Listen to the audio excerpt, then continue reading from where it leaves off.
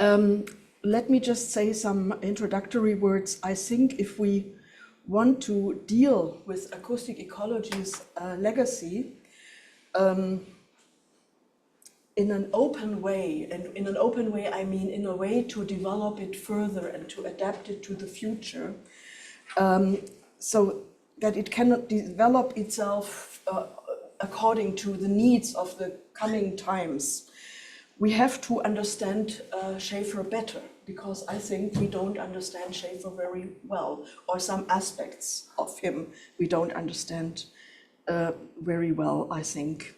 Only then can we overcome him, because I think this is normal, that people become historical facts, and historical facts are historical facts, so we need to overcome him. That's absolutely legitimate, I think. This is not a bad attitude towards Schafer, because some people say, oh, you want to not to acknowledge Schafer. No, this is absolutely not true, but I think it's a normal development. So only then we can overcome him in the sense of completing him. That's what I want to say, because to complete somebody means we have to understand, first of all, what this message was from its intention and how it developed until now. And I want to talk about this here. I want to raise some aspects, not all of them, but a few of them. And I would be happy, of course, to get into discussion with you about that, because I can imagine that from our points of view, we might be, we might look from very different or from quite different perspectives on acoustic ecology and Murray Schafer's so-called legacy. I don't know whether this word is a good word in English, so I don't know. Just, it's not my first language, so please correct me or tell me that maybe the wording is not very good. I'm happy to learn. So some people ask me, why are you talking all the time about Schafer? Are you a Schaferite? Ein Schäferistin? A Schafer? Is this the real expression? Schaferite? I like it. I like it. Okay, I don't know whether it's correct, but you seem to understand what I mean. Yes. Well, maybe not I'm a Schaferite, but I had been working on this book, so this is in my center, and this is because I'm talking all the time now about Schafer. I'm also talking about other things as well, but not here and now. Schafer is our topic at this point. Okay, so that was a little bit of the framing, a framing of what I'm going to talk about. And okay, how am I doing this now? Let me see. Yeah, let's start. I like always to lay some traces. Here is a quote: "Every society has the sound it deserves." And this is a quote by Professor Detlef Ibsen. And he gave this quote in the symposium. It's not documented, he's just said that, you know, and I was present. It was the first acoustic ecology symposium, I think in Europe, or in Middle Europe at least, in 1991, and was initiated by Hans-Ulrich Werner and Professor Detlef Ibsen at that time, and it took place in Kassel, and I was very lucky, not being an academic person at this time, to be invited here, because I was dealing with field recordings. At this time, I was a experimental radio maker, and I dealt a lot with field recordings, and so Hans-Ulrich Werner thought I would be fit to introduce things here. So this was my first contact with let's say, the academic outline of the whole field. And I just want to remind you that acoustic ecology came to Europe by the early 1990s, yeah, maybe late 80s, but then this was the very first academic event. Every society has the sound it deserves. It's the society's own doings. This is what is this quote containing, and the society's own doings create the sounds of the society. These doings are shaped by the society's fundamental prerequisites, which is, in the industrialized world, efficiency, mobility, and consumption. These are the three main basics. And these requirements are the basis of the society's activities. And more than that, they must not get questions. Therefore, They are persistent, resilient, sacrosanct, and the respective members of the society are expected not to question these impositions, but to accept them. So basically this quote says sounds or soundscapes come from societal priorities, deficiencies, power structures, and this is why every society has the sound it deserves if it does not question them and if it does not revolt against them, which obviously is not the case. Okay, so the next trace I want to lay is McLuhan. You all know McLuhan, of course.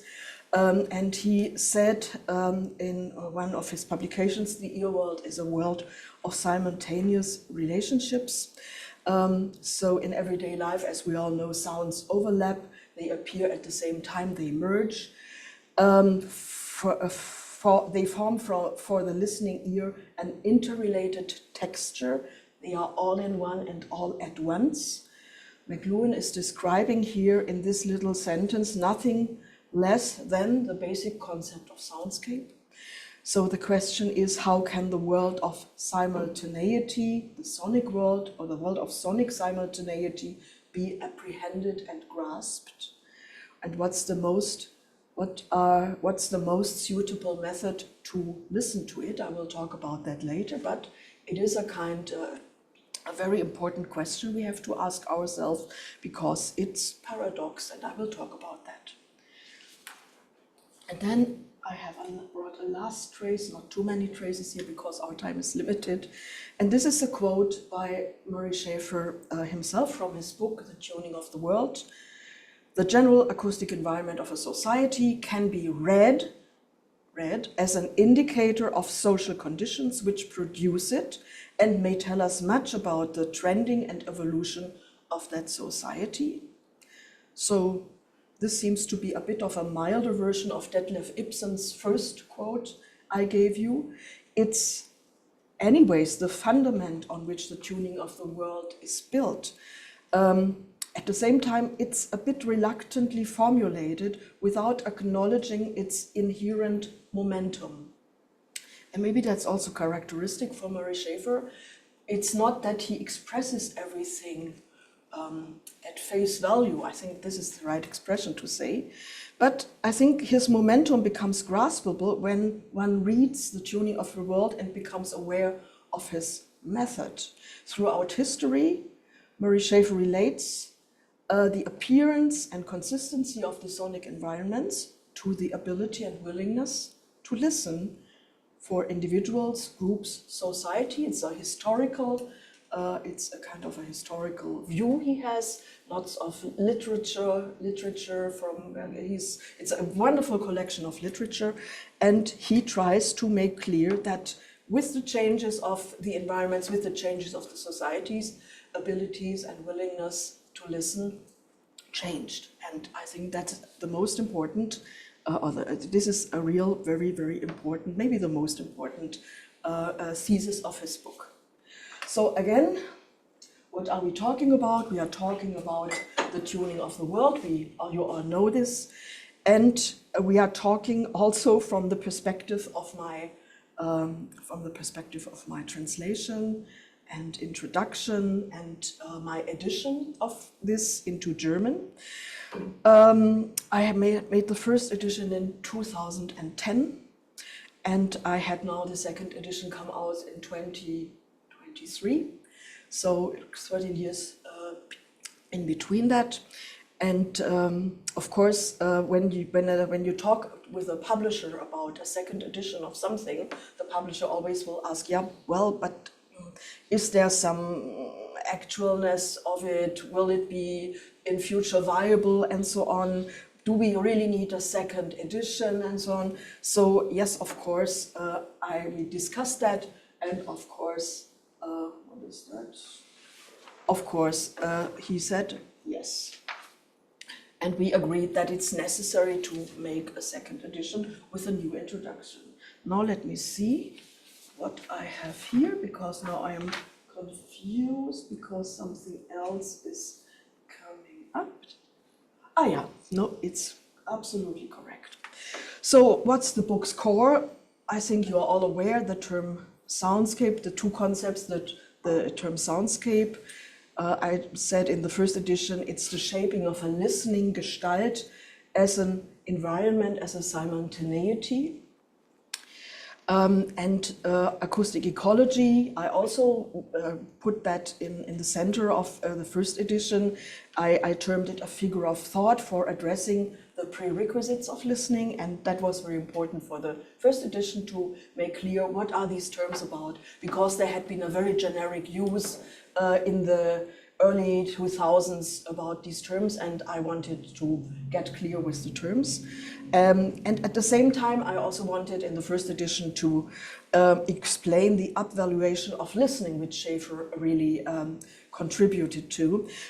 He established auditory perception as a fully valid form of how we apprehend and recognize the world. So before that, it was a kind of a marginalized thing and nobody took it serious. But by establishing it, it became very powerful, as we all know, because I assume that you are all somehow active in the field of soundscape studies or sound studies or musicology or something like that. And you know that this has been quite a long way since the first edition, but I think he really paved this way very much.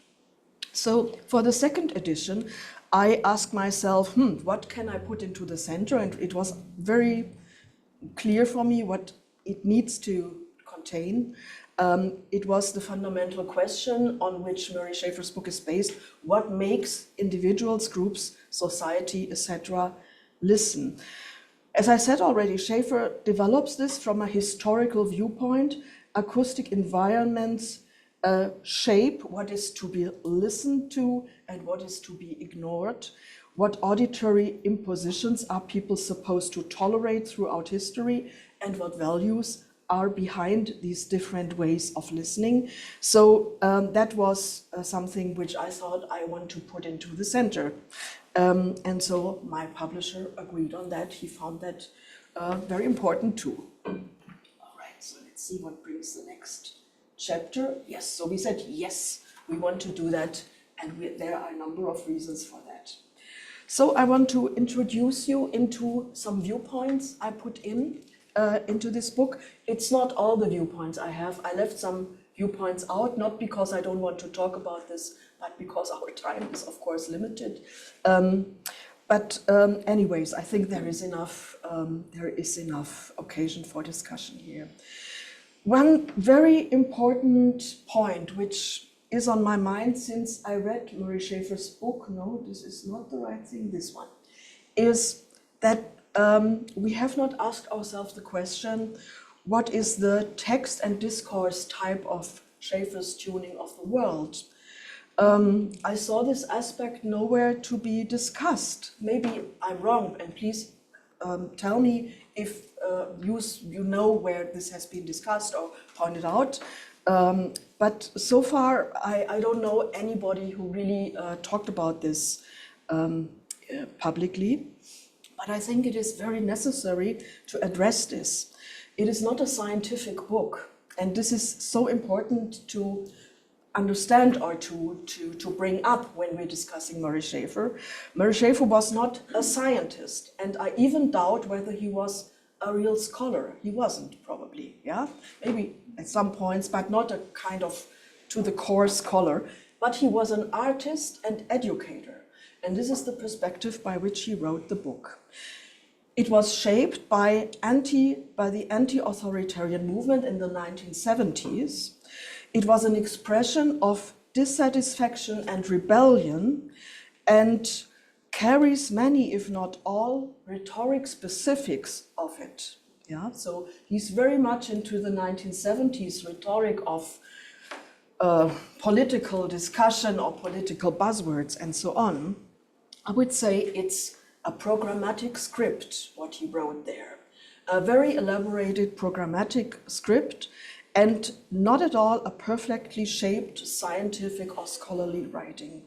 And I'm saying that because on so many conferences I go, many people attack Murray Schafer's book and say, this is not scientific and this is not scholarly exact and things like that. And many people say, oh, this is very bad. How can he write such things and so on? And then I always have to say, I feel that I have to say that, no, but it's not meant to be a scholarly book. It's a programmatic script. And I think this is very important to view Murray Schafer's book under this aspect, that it's a programmatic script. And his book aligns, and this is also very important, and maybe this is not really very much known about, it aligns very well with what we in Germany call Kulturkritik. Culture criticism, not cultural criticism, but culture criticism. Yeah? Kulturkritik. And Kulturkritik is discourse type. It's a discourse type which came up in the 1920s and which had a very good time in the 50s and 60s and 70s. For example, at the Bavarian Radio in the cultural program, there is a slot, a very big and important slot, it's called Kulturkritik. And what means that? That it's a slot, or it's an attitude, Kulturkritik, to talk about modernism's modes of, or its modernism's mode of reflection, which raises objection to modern society's imposition. Yeah. For example, we had Günther Anders. I don't know whether he is well known here. In the 1950s, maybe Hildegard, it rings a bell. Günther Anders, who was talking about the nuclear bomb and things like that. We have also Adorno is very much, Theodor W. Adorno is very much part of Kulturkritik. And it is a very perfect example, what Murray Schafer did, is a very perfect example for Kulturkritik. So Murray Schafer was not a German, but he had been living in the 1950s in Vienna. So I think he was very, very able to speak German at that time. So I think he was very much influenced. When I say it's a German discourse type, I don't mean German as a nation, I mean German as a cultural entity. So this includes, of course, any German-speaking region up to Eastern Europe, by the way, yeah, where it's at this time in the 50s, at least, or until today, there are still, of course, German pockets of language where it's spoken and so on. Yeah. So, and as I said, I think it's Kulturkritik. Yeah. And in this sense of a Kulturkritik, I think we should look at it. It's not scientific, it's not scholarly, it's programmatic, and it's Kulturkritik. This is what I want to say about this discourse type. So let's see what the next slide is bringing. Yeah, the next slide is bringing something I'd like to point to as an important observation, because this relates very much to the Kulturkritik, the topic of polyphony. It's inherent as a motive, maybe even a paradigm in the tuning of the world. In Murray Schafer's book, you have an overlapping and a side-by-side of different voices, first of all. He has not one voice with which he speaks. The book is very, very big, so I think it's quite natural that he changes sometimes his voice. So it's the voice of the pedagogue. It's the voice of somebody who is close to musicology. He's a media skeptic. He is an environmental activist also. He is a system critic, very, very much. He is an ironist and, do you have that word, a satirist, ein Satiriker. Does this term exist in German, in English? Satirist. Satirist, yeah, and an ironist. He is an artist. And he is a socially engaged composer. So there are, maybe I did not even cover all the different voices, but it's many, many voices, book voices are overlapping and so on. And so I'd advocate for a polyphonic reading of his book, just to identify who is speaking when, in which role, and by which intent, and guided by which intent. Such a polyphonic reading also takes into account the ambiguity of his ironic disposition. those who know Murray Schafer, they know he had a very, very profound ironic disposition, and which means not to take his formulations at face value, but to understand that he applied in his writings often literary and highly artistic artifices. Maybe I have to express that in German, what I mean by that. I don't know whether my English terms are here very correct. Hat eine Menge literarischer Kunstgriffe benutzt. Literary, artistic, highly artistic artifices. Is this the right term? So he was more an author then, with a very high literature skill and knew really how to write. Yeah, and also when we see that this ironic things, which has always a kind of a double view, a kind of underlying criticism, and at the same time saying something different, and then the many, many voices, we come to this term, I think you are familiar with it, by Mikhail Bakhtin, dialogicity, which dialogicity means that writings or a text, whatever that is, that a text is not just saying things at face value, but has always some intentions and some different meanings, which is not expressed when you just read the words. Yeah, it's called dialogicity, and I assume that maybe you are familiar with that term of Mikhail Bakhtin, a Russian literature philosopher of the 1920s. Then there is another polyphonic aspect, very, very, of course, very important, as we are all talking about it all the time. It's a concept of soundscape. And soundscape, of course, addresses to listen to all sounds around simultaneously, plus you also focus on the single sounds. Soundscape is also, both. You listen to the totality, and also you listen to what is there as a single sound. And this is a very paradox concept of listening, because both is a bit difficult, isn't it? Yeah. So it is also not an objective perception, but it is listening as a formative process.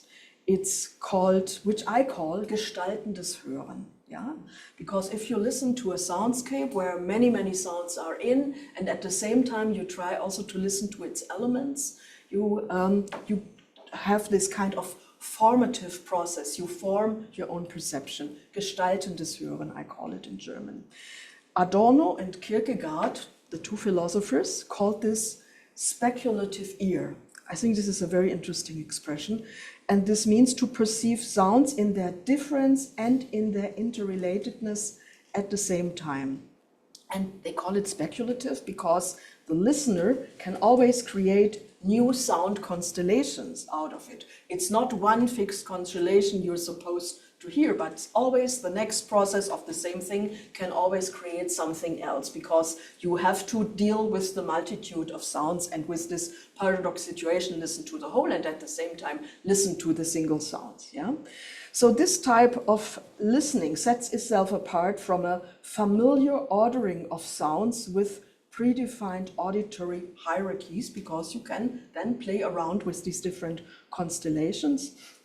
And the listeners have many possibilities to consciously choose constellations and go through it over and over again. So this is polyphonic listening. It's polyphonic listening as we know it from music. Polyphonic listening is also the total, plus also listening to the voices and to the details. So it's an established cultural approach to listening, and we can apply that, of course, also to soundscape listening very much. Yeah. So this kind of speculative listening or polyphonic listening provides a huge chance that listeners don't succumb to the predominant ordering of sounds, nor to a predefined categorization of valuations of sound. As I said, it's a quite open and flexible and dynamic process. Okay.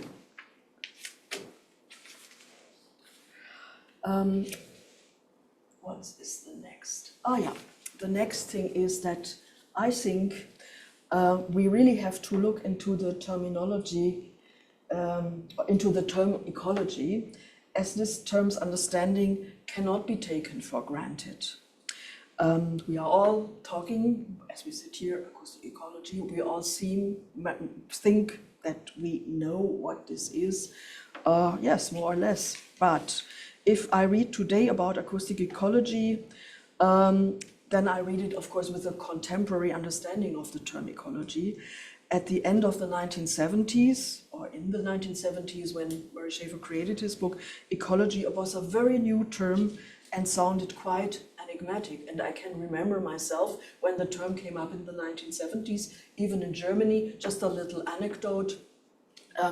The class above us who were supposed to write their Abitur in English translation, they were all frantic because they had to translate a text about ecology and nobody had heard the term before that. So this was the first time when I was 16 years old that I came in touch with the term ecology. And even the teachers said, this is a catastrophe. We really don't know what the term ecology means. So that was the first time when, at least in Middle Europe, this term became somehow, it came up. Maybe here a little bit earlier in North America. So at the end of the 1970s, it was a new term and sounded quite enigmatic. At the time, it was closely related to the intellectual fashion of cybernetics and control circles. That was very much a very, very important fact that it was very close to the Greek term of oikos. Yeah, the Greek term of oikos is a very interesting term because oikos is the household in Old Greek. And the household says everything what makes a family or an extended family, makes a living or creates the substance of living. This is the oikos. And if one factor of the oikos, so oikos consists of many factors, and if one factor of the oikos is changed, the whole system in itself changes. For example, if the factor money changes, the whole system of the oikos changes. If the factor water changes, the whole system of the oikos changes because this affects all the other factors and so on. If the factor woman changes and maybe the woman dies, it's also part of the household, the woman, the kettle, the cutlery and the crockery and everything. So if the woman changes because it dies, then it affects very much the household because no children can be born, and so on and so on. So this term oikos is very much related to the, as I said, intellectual fashion of cybernetics and control circles. And this was the origin of the term ecology. And at that time, it was very close still to the Old Greek term. So it was not necessarily related to nature and biology, but of course it was clear that it needs to be applied to that because it was very obvious, or it started to become very obvious at that time, that biology and so-called nature, there it was quite an obvious thing. When one factor changes, that of course it would also affect the other factors as well. But that was not a given at that time. In the 1980s and the 1990s, the term ecology became very much politicized, as we all know. And with this along came that the term ecology was sometimes an anatheme, an untopic. And this was propagated by people who ridiculed especially when it came to acoustic ecology, who ridiculed this term as cultural pessimists, and they think the world is going down and things like that. So that was not so, people did not appreciate that very much. And as I said, it was also politicized. So if you were talking about ecology at that time, you were really, it was, the tendency was there that you were put into some political direction. Yeah. So today, ecology and sustainability have arrived in the political mainstream. This is also very interesting. What once had been a kind of, outside thing, now it's really political mainstream in the industrialized world. Even in Germany, even very conservative politicians say, we make ecological politics and the interesting fact is they really do, yeah, and sometimes not even bad, yeah. So it has arrived there. So, and in this context now, which is so ecologically friendly, I think there's still a lot of to be desired, yeah, but it's much more friendly than let's say 20 years ago. In this context, a kind of green listening can be positioned very easily. Listen to the nature, listen to the birds, and listen and become aware what kind of disbalances are in the environment. Everything very valid and so on. And we have also the nature sounds of Walter Tilton or of Bernie Krause and so on. So this has become quite a success, and people understand that now very easily, that it's worth to do that, and that there is a very big value in this fascination of listening, and they say, okay, this is acoustic ecology. But I think this is a very big misunderstanding, and this was not intended, first of all, by Murray Schafer, because he had still an old ecological or a previous ecological notion in mind. Schafer's ecological dimension is, I think, not his reference to nature sound. He references to nature sound a bit, yeah, but he says, for example, he wrote, for example, ecology is not simply an effect, better air, clearer water, better nature resources. So ecology is not simply an effect, but it refers to an interrelation. And I think that's key for him. And so, to mention it again, the core of his acoustic ecology is the ability or willingness to listen of individuals or groups is related closely to the auditory appearance of the respective environments. And the environment is coined by society, and the society is coined by its fundamental assumption and by its political and societal and economic prerequisites. So this is the ecological core of Murray Schafer. And also, of course, nature is not exempted from that, but it's not that this is acoustic ecology because it's directed towards nature and so on. No, the ecological aspect is this interrelatedness with society, what I had been pointing out quite a number of times. So the acoustic environment can indicate, as we had this quote in the beginning, the societal condition. It gets informed by it. The different forms of economic activity and social organization coin the interests, the objects, and the methods of listening, and therefore the orderings of auditory shaping, what we then perceive, the creation of meaning by the auditory world, and sound production when we become active, not when we become active as creators. So there is no natural listening. It's not that we have an ear and then we listen and it's predefined. No, the ear and the way how we listen is coined by these prerequisites I had been pointing to. Yeah. So the listening is very interdependent with the prerequisites of the society.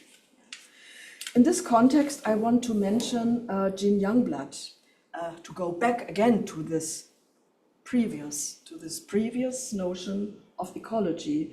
And Jean Youngblood, he wrote, I think you're familiar with it, Expanded Cinema in 1970. It appeared, and there he has a chapter, very interesting, The Artist as Ecologist. It's on page 30, and I just want to quote it to you. I brought it with me. Ecology is defined as the totality or pattern of relations between organisms and their environment. Thus, the act of creation for the new artist is not so much the invention of new objects as the revelation of previously unrecognized relationships between existing phenomena, both physical and metaphysical. So we find that ecology is art in the most fundamental and pragmatic sense, expanding our apprehension of reality. So he was not so much interested in this nature thing. He was interested in the interdependency of between objects and people and art objects and art and reality and so on and so on. So that was for him the ecology he was pointing to in an artistic way. So he illuminated ecology in that way and transferred it to the arts. And just to remind you, likewise, McLuhan in the early 1960s, he rarely used the term ecology. He did at some point, but at that time the term was not yet so popular. It was a very weird term at that time. But he conveyed its idea, the idea of ecology, as one of his fundamental thoughts, because he created media as environments. He said we need to understand its interdependence with societies, technologies, other types of media, mentalities, design methods, and so on. He said this is necessary because it's a survival strategy. So he's also had this in mind, that we have to survive in a kind of biological way or in a kind of intellectual way, but for that we have to understand the interrelatedness between the factors and more than the factors I mentioned here. So yeah, Marshall McLuhan said it's a field approach, this ecology, and also his media theory, it's a field approach. We look at a field, we don't dissect the field, but we look. The field has factors, one factor inflates, another factor or other factors deflate and get smaller and smaller and so on. So this is the way how we have to look at things. And I think this is a much more, that's now my personal opinion, a much more promising approach to ecology, to understand the interrelatedness on a larger scale, not only in nature, but in social connections, in interactions between humans, in politics and society, to understand this kind of very intricate interrelatedness, because in the minds of many people, ecology is, oh, we must avoid this, we must not do that, this is forbidden now, and so on, because this creates a difficult mind, I think. And so I would like to go more in this constructive way of being aware of the interrelatedness than just saying, oh, ecology is that you must not do things anymore. Although, of course, I'm aware of we have to change our behaviors. But maybe it's easier to make that understand if we understand the whole world as a kind of an ecological field. Okay, so this was about the term ecology, and now let's see what is next here. Yeah, then there is another thing I think which is very important when we go today through the Murray Schafer's tuning of the world, that acoustic ecology is a real, quite well-developed model case for audience development.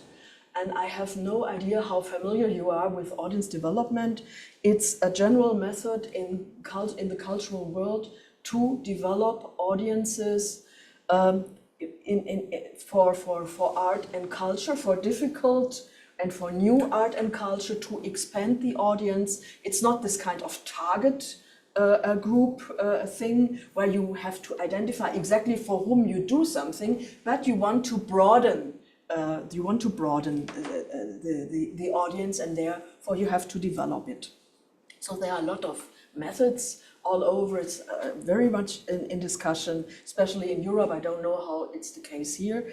And Schafer's sound pedagogy is aimed at lay people, first of all. Yeah? He doesn't aim at the academic person. Yeah? So he aims at lay people. He wants lay people to understand him. Also, his language is very, very accessible. So he opens to these people the auditory world, and more than that, he leads away from listening to the unquestioned obvious towards the special, to what is rarely listened to and what is rarely understood as an auditory phenomenon. So his sound pedagogy can create prerequisites for developing an interest in auditory forms of expression which are out of the ordinary. For example, contemporary music, electroacoustic art forms, and things like that. So it can create and or expand an audience for auditory art forms beyond the mainstream. And I think this is very important, because he makes, by creating this kind of listening ability and willingness and curiosity, he creates a framework for that. And thus, the future existence of forward-oriented auditory art, experimental music, and so on is supported, because if we create an audience for that, composers at some point can go on composing, because otherwise, if we don't develop the audience, the composers at some point has nobody to compose for at all, only maybe herself, himself, and maybe some very small circles. But I think we have here a very, very good example for audience development, and this is really valuable. And with acoustic ecology, we have a field which contains broadness and popularity, as well as elaboratedness and top quality. So I think this is very, very important here, that we have a field where it's not just a kind of very sophisticated thing only few people are able to understand, but we have really a broadness and a popularity as well here, and of course academic elaborated or artistically elaborated discourses as well, and this is something extremely valuable. So we have also to ask ourselves, if we make, for example, symposia or gatherings or so, that we have to include that somehow. So we have this kind of, I don't like this term, but today people often talk about citizen science, yeah? So we have also the citizen science approach, in inverted commas here, which I think we should exploit a little bit more. Exploit in a good sense, of course. So this is something other art forms have not arrived yet at, but for which acoustic ecology could serve as a model case to be adapted to their needs. And my students indeed do that. They come and study and have never heard of acoustic ecology, but then they really take acoustic ecology as a kind of model case and apply that with the workshop character it often has to other art forms as installations and visual arts and 360-degree films, things like that. And I think this is a promising path. And we should remind the cultural world that it exists, so that they don't ignore that. Right, now let's look, two more points and then I'm through. So then we come to an I think also very interesting point we could talk very, very long about, of course. So the second edition of my German translation gives us the occasion to reflect whether Schafer's ordering of the sounds runs the risk to function as a norm of the mainstream society.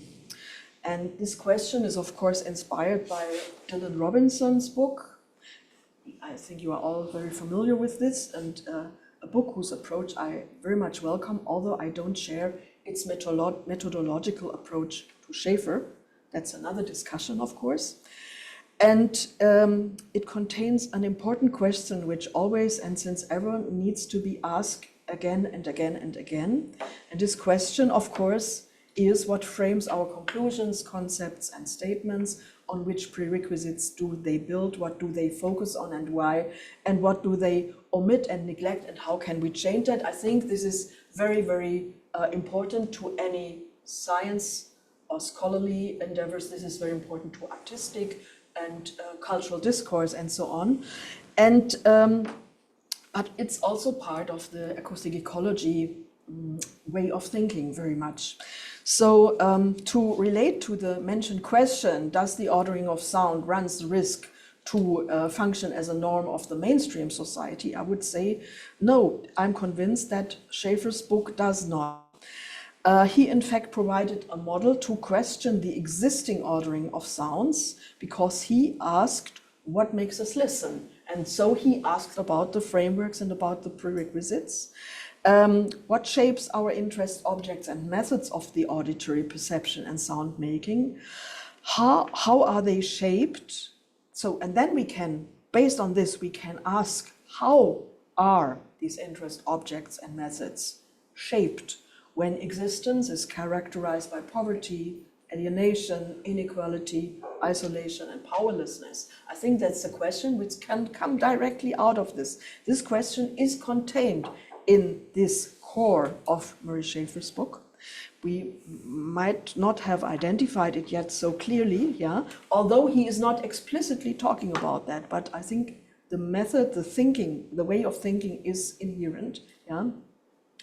So, as we all know, immigrants colonized, marginalized, develop a different ordering of sounds than those who are integrated into the prevailing order by virtue of their stable status. Yeah? And Schafer, I want to remind you, because I think this is really a core of his book.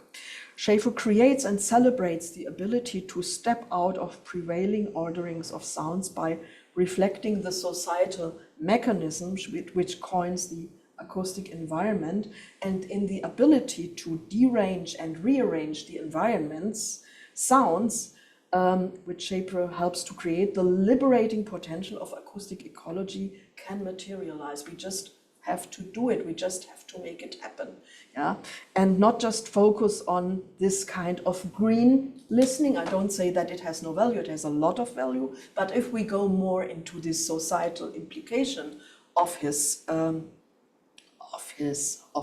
ideas, of his concept, I think we come a little bit closer to that, and then we don't end up saying he did not think of that, because this was, in fact, to my opinion, the core of his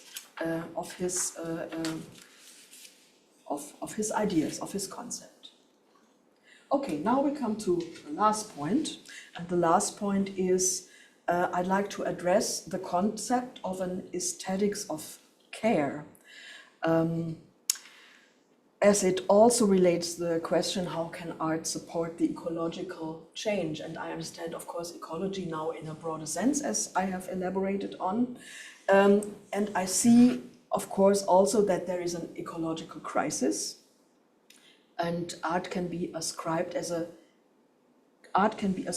a key function, because on a general level, art requires and teaches carefulness as a recipient, to a recipient as well as to a creator.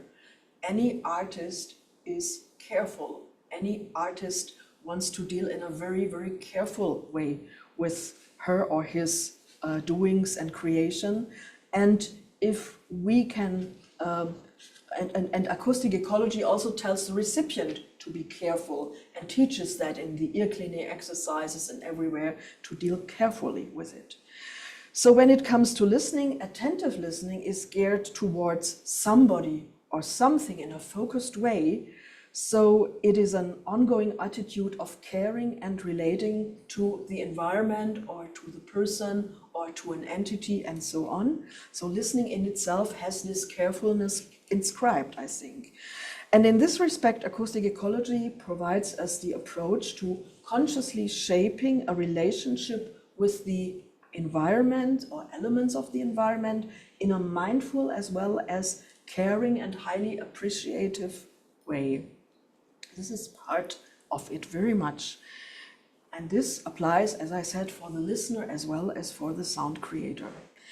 Why am I talking about aesthetics of care? Because this term has come up in some recent publications during the last 5 years, not at all related to acoustic ecology, but I think it is very promising to develop an aesthetics of care. Because I think, for example, that soundscape composition can be really embedded in the idea of an aesthetics of care very, very much. And if this is developed more, or if this is developed more clearly, then it's not, it goes beyond the individual or the subjective artistic statement, oh, I'm in relation to the environment, I recorded and things like that. It goes beyond that. It really becomes very trans-subjective at this point, and I find this extremely promising. And I wish it could be elaborated on much, much more. Of course, also in a critical way towards the term care. The term care is a difficult word for me in English. I would in German say Ästhetik der Sorgfalt, yeah? Because care can also have something, what is the English word for that? Entmündigendes. means that? I was going to ask you, when you say careful, Yeah. in English it's more like vorsichtig. Ah, so. And it's not like full of care. But Okay, so careful how is would you also say it then? Because I Well, don't. you said it basically, except that I would comment that the word careful in this case can be misunderstood. Yeah. Because people, if an artist is careful, they're not pushing boundaries. Okay, that's of course a very important point. Yeah. You know, we are discussing that in a research group we are having on a completely different level. I have an international European research group dealing with the aesthetics of care, and we are from so different countries, Cyprus and Ireland and Bulgaria and Estonia and Spain and so on and so on. And we don't come to a real conclusion how we define care. In German, I know how to express that properly, so it's Sorgfalt, yeah. Mindfulness. Mindfulness, thank you very That's much. close. Yeah. That would be close. Thank But you. also full of care is also has maybe a little bit more heart in it than Yeah, careful means mindful. vorsichtig. Okay, I understand. Yeah. So I don't say that anymore. I hope you understand the point, and thank you very much for instructing me about this. We come a little bit to the boundaries of languages here. Yeah. So, okay. So this aesthetics of care, it's termed aesthetics of care, the mindfulness in it, the being full of care in it is, to me, an overarching concept and includes not only conscious listening and sound making, but also repair cafes, upcycling of materials, preserving biodiversity, addressing humans' emotional, mental, physical well-being, as well as the political framework which cares for this. And I think that in exactly this way, art can support the ecological, the very necessary ecological change. So that's my final word here, and I thank you very, very much for the attention. Thank you.